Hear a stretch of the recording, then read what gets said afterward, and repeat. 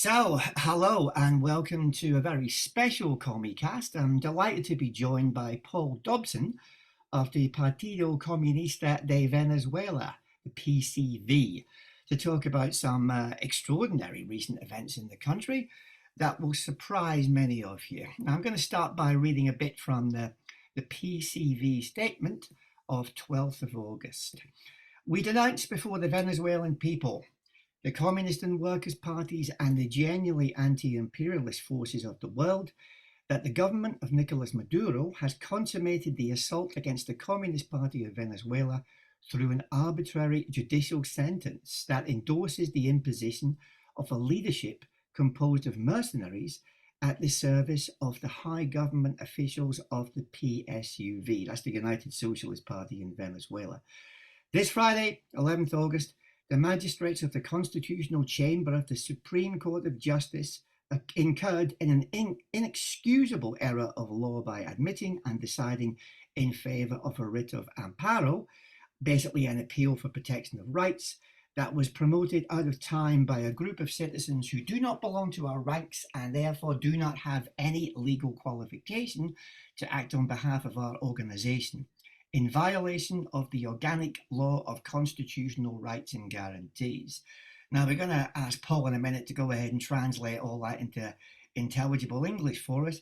Effectively, the government's banned the PCV. Now, we're doing this podcast to ensure that the PCV side of the story is heard, which is very, very important. Paul, thanks very much for joining us, mate. Please introduce yourself for our listeners. Yeah, well, Comrade, thanks for having me. First off, it's a pleasure to be here. Very important, and a big internationalist shout out to all of your listeners, to the members of the CPV, the YCL, of course, all of the trade unionists, and all of the activists out on the streets in Britain as well. I'm sure none of them miss an episode of this prestigious podcast. I certainly don't. So, a big shout out and a greeting to all of them. So my name is Paul Dobson. I'm a member of the Central Committee of the Venezuelan Communist Party and a member of the International Department as well.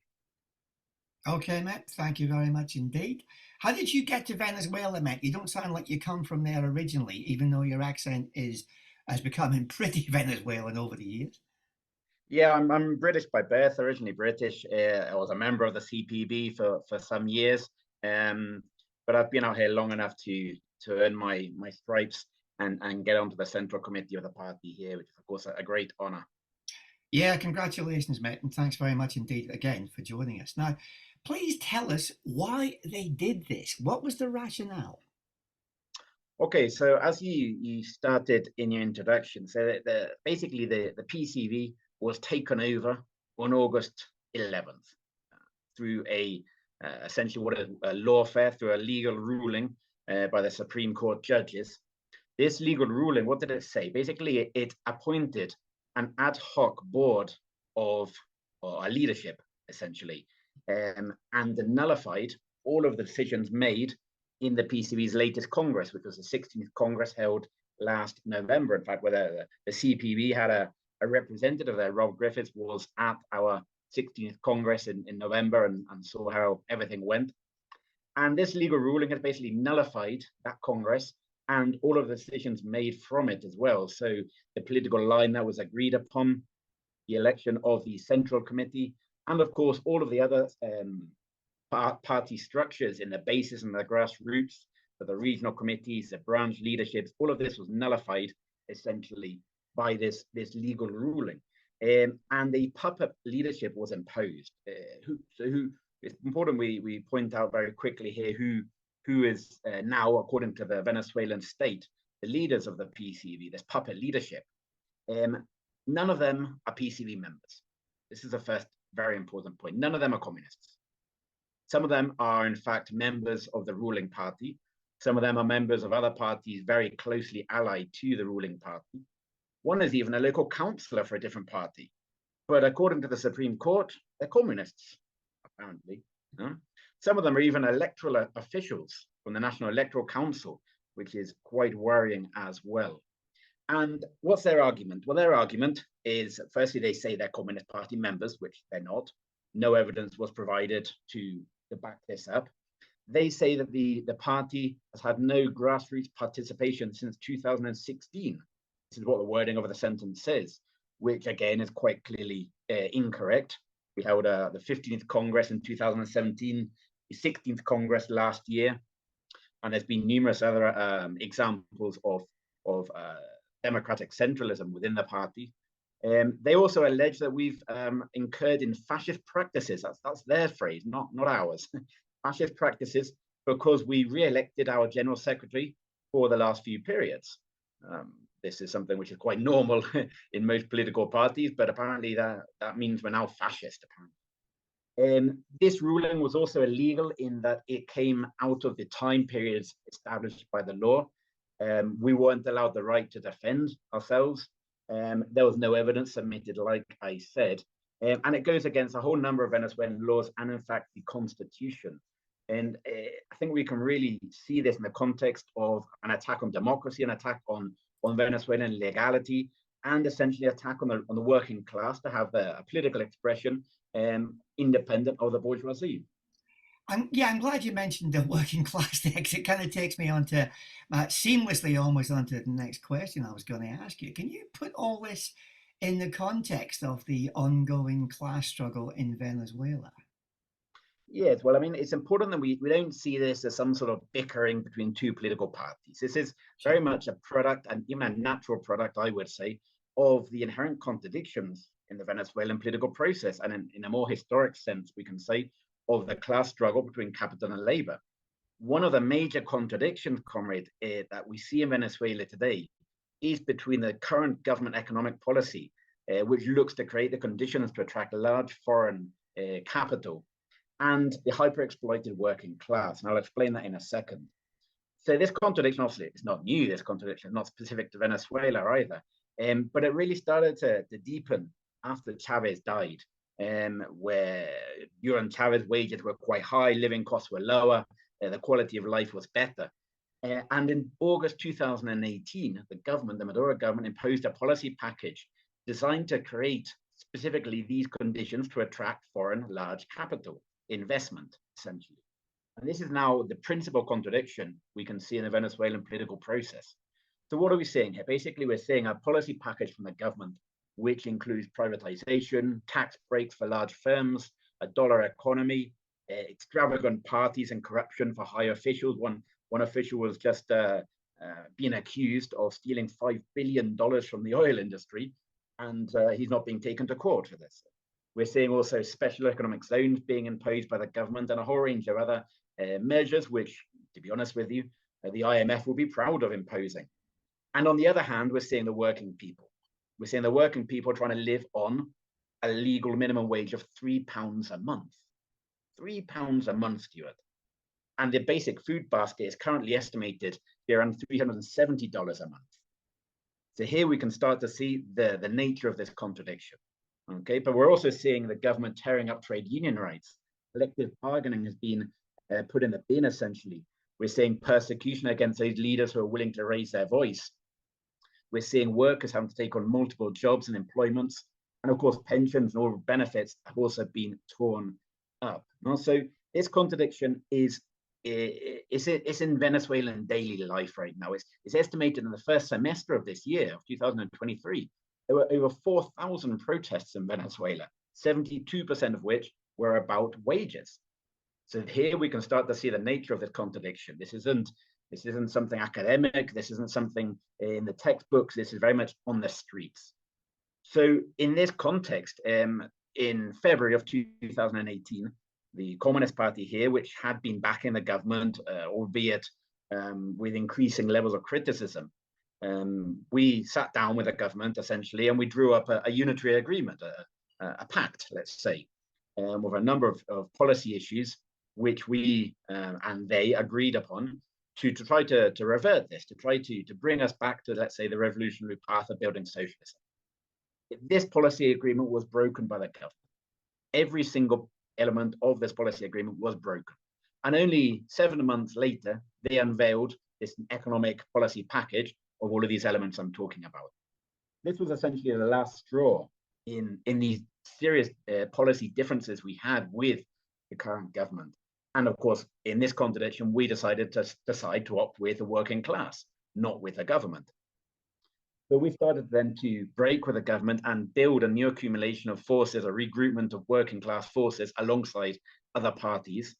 And since this moment, we've seen the government apply similar interventions, legal interventions, into all of these other leftist parties. There's a long list of critical left-wing parties which have been intervened by the Supreme Court or other methods. And the only one left was the Communist Party, essentially.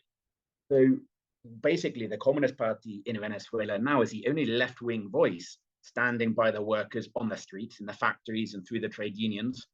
And essentially having a commie voice defending the working class demands against a government policy proved to be unacceptable to this government, which is parading around the world, desperately trying to convince everyone that it holds on to what anti-imperialism was present during the Chavez period.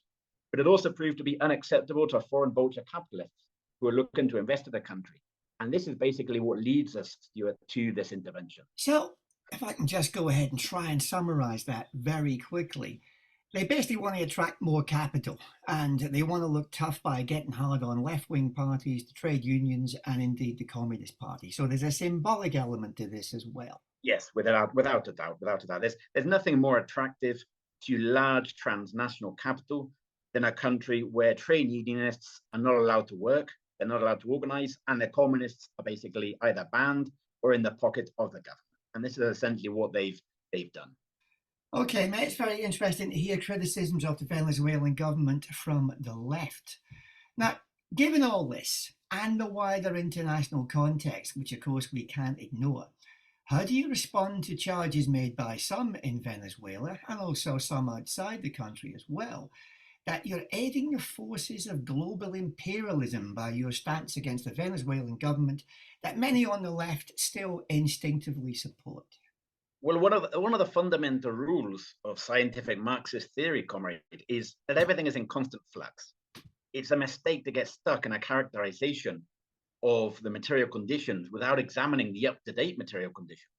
This is a lesson which many of us learned through the collapse of the USSR, for example, in obviously a very different context, but still.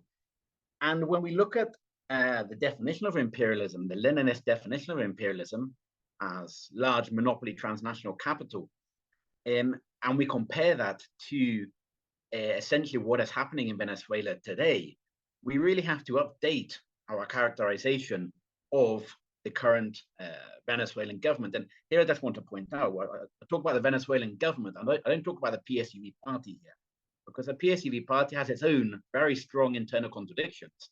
We've actually seen huge swathes of the grassroots of the PSUV raise their voice against this intervention, solidarize themselves with us in this difficult moment for the Communist Party. So there is a big gap between the government leadership, and the grassroots of the PSUV. But I won't go into that. That's their issue. But when we look at the government policy at the moment, and we see that they're making deals with Chevron, we see that the US is one of the largest trading partners of the Venezuelan state still. We're seeing they're negotiating with the White House to roll back sanctions. We're seeing them in their discourse lauding the role of private, domestic, and large international capital. And we're also seeing them very recently, they named one of the oil bosses in the country was a US citizen. So when we see these sort of elements, comrades, we really need to start evaluating and updating our analysis of the Venezuelan state. Is it anti-imperialist or not? And obviously the PCV, we're opposing all of this. The government, of course, have tried to muddy the water. They've carried out a very intensive and well orchestrated, to some extent, campaign of defamation against us. They have tried to link us to horrendous right-wing reactionary elements. They've tried to suggest that we're being funded from the White House, from the CIA, and a whole range of other sources, without providing, of course, any evidence, because there is none. No? In today's world, obviously, he who shouts the loudest claims to have the right over the truth. But that's not necessarily true in this case. It's important to remember, and of course, all of your listeners will know this as well. It's important to remember that imperialism is a higher stage of capitalism. They're not two separate entities. You can't be anti-imperialist and pro-capitalist, or anti-capitalist but pro-imperialist. So alongside fighting imperialist sanctions on Venezuela, the PCV is also fighting the advance of transnational monopoly capital in the country, with its privatization, with its dollarization, with its rollback on trade union rights, with its pulverization of the working wages.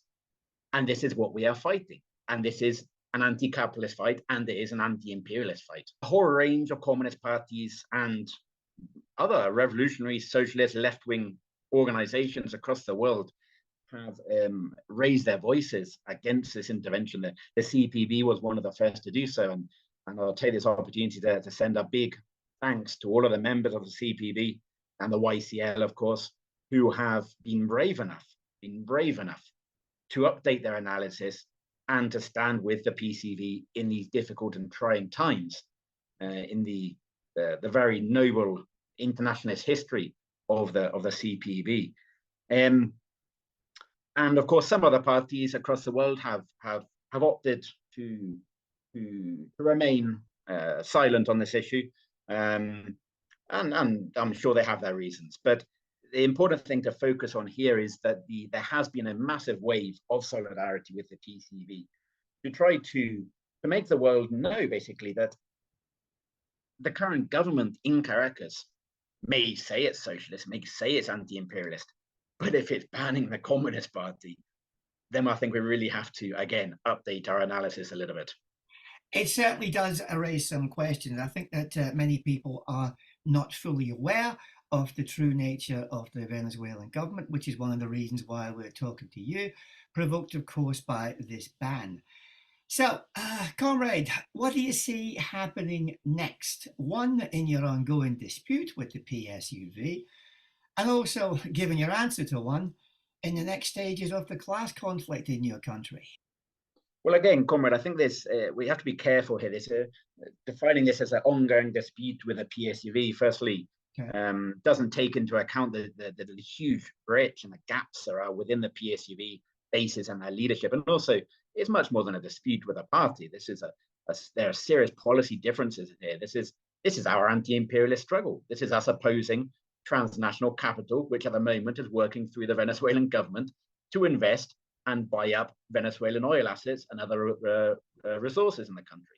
We're opposing this. So this is important that we're clear on this issue, I think. In terms of what's next, well, firstly, I think most importantly, the PCV, not the one named by the Supreme Court, which are not communist at all, the government lackeys, basically, the real PCV. We're not going to recognize his decision. We're not going to roll over. We're not going to hand everything over to these people. Of course not. We're going to fight it. We're going to fight it legally. There's a number of routes we can take, and which we are currently taking to appeal this, both domestically and internationally. This is the line. This has been seen by the party, not just in its national leadership, but also in the branches, in the regional committees, all across the party. There's been a huge rejection of this by all of the members of the party, and this is important. We're also not going to hand everything over to this group of mercenaries, these non-commie members who are now the so-called state leadership. We're not going to hand over our national headquarters to them. We're not going to hand over our assets. They may come and seize them. They may start to persecute us. They may start to arrest our leaders. But we're not going to go down without a fight. We're also going to, and this is equally important, we're going to continue and deepen, Comrade, our organizing work on the streets. Because as I explained, the background to this, the crux of the matter, is that we are backing the workers in this contradiction against the Venezuelan state economic policy. And so our best defense is with the workers, with the working class. So we're going to continue and we're going to deepen our organizing work on the streets with a wider working class movement, with the trade unionists, despite our illegal status, just to clarify, and of course in international spaces as well. Now, next year, 2024, there are presidential elections in Venezuela. We don't have a date yet, hasn't been announced, but they're due next year. And of course, the PCV now is left without an electoral ticket. We, as a PCV, we can't participate. The ticket has legally passed over to this group of mercenaries, and they've already declared that they're, of course, going to to put the face of the president on that ticket. They're going to back Maduro. But we are currently evaluating our electoral strategy in this context without an electoral card, essentially. We have a national congress, national conference, we call it here, essentially a congress coming up in October, whereby our grassroots, our branches will decide on our electoral strategy in this new context as well. So that's important that you keep your eyes fixed on that, the 16th National Conference of the PCV in October. And beyond all of this, just to finish up here, in terms of the class struggle, I mean, we don't expect much to change in terms of what's next. As long as this government is in place, and as long as the balance of forces within the government is as it is at the moment, with the most reactionary pro-capital wing of the PSUV in control, we don't expect a rollback on their economic policy. We don't expect changes. We don't expect wages to go back to what they were. Wages, the minimum wage was $400 in 2008. It's now down to £3. It's about $5, slightly less. So you can see the polarization of the working wage is intense. We don't expect it to change. We don't expect the intervention to be reverted by the Supreme Court, because of course all of the judges have been appointed by the government. So we don't expect this contradiction to be resolved amicably in the short term. And this, of course, takes us back to the need to organize the workers in the workplaces to try and resolve this contradiction in favor of building socialism. Have there been expressions of support from large parts of the trade union movement? There have indeed. The Venezuelan trade union movement is complicated. It's very fragmented. There is a trade union confederation which has basically become yes men for the government, with so-called trade union leaders living in massive mansions and going on international trips, and raising their hands whenever the government want them to, and forgetting about the workers. Obviously from them we've received no solidarity, but from the real class-conscious trade union movement, yes, huge amount of solidarity. And not just from them, but also from the women's groups, from the peasants groups, from the communal councils, from the communes, from a whole range of, we were actually very surprised by the diversity of the solidarity which we received in light of this contradiction. And I think the history, the over 90 years of political work of the Communist Party of Venezuela have really helped and really touched a nerve in a lot of sectors of people who aren't members, who maybe recognize the role of the Communist Party in the Venezuelan revolutionary movement, but are not members. And again, a lot of these people are PSUV members who are not happy with their government and their leadership's own policy. Paul, please finish by telling us how our listeners can find out more about this matter, and also what they can do to help the wider struggle in Venezuela. Well, like I said, Comrade, the CPB and the YCL have been at the forefront of the international solidarity with us in this context of the intervention, but also previously. The campaign held last year in solidarity with the Venezuelan working class made a huge impact here in Venezuela, and touched a lot of hearts. So again, very important to recognize and thank all of the people involved in this internationalist work of the CPB. We really do appreciate it. It really does make a difference, and it really is important. So it's important as well, if people want to find out a bit more about what's going on here, check out our social media on Twitter and TikTok. It's PCV_Venezuela. On Instagram, PCV_VE. And keep sending in your messages of support. Every time we pick up on a branch or a trades council sending a message, or a peace group sending a message through social media, through other mediums and the local newspapers, whatever, this really keeps our morale high. And this is important at this moment. So yeah, keep doing the work that has been done, and really try to make sure that there is understanding of what has happened here, so that when the Venezuelan government start to parade around the world again, telling everyone how anti-imperialist they are because they wear a red t-shirt, there'll be a counter voice which will say, hold on, maybe it's not quite that way. Okay, thank you very much indeed, Comrade. What I'll do is put various links up on the web page which accompanies this podcast, so people can check out more information that way.